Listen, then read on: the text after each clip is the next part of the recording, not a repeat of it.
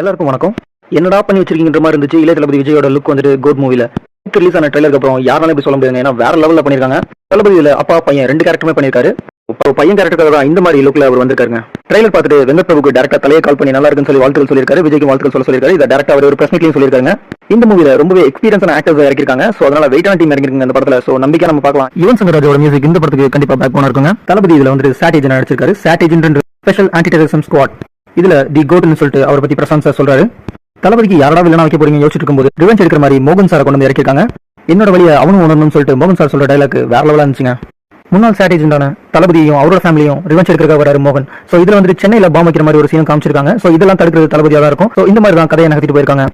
Leo மூவில title card Marvel ஸ்டைல்ல try பண்ணிருந்தாங்க. அதே மாதிரி இந்த மூவிலையும் ட்ரை பண்ணிருக்காங்க. ரொம்பவே டிஃபரெண்டா இருக்குங்க. இந்த மாதிரி ட்ரை பண்ணா இன்னும் நல்லா இருக்கும்னு நினைக்கிறேன். அது மட்டும் இல்லாம அண்ணன் வரார் வழிவிடு அப்படின்னு சொல்லிட்டு சூப்பரா வச்சிருந்தாங்க. இதுல கடைசியா வந்துட்டு கில்லி படத்தோட ரெஃபரன்ஸ் வந்துட்டு வச்சிருந்தாங்க கிளிப்ஸா.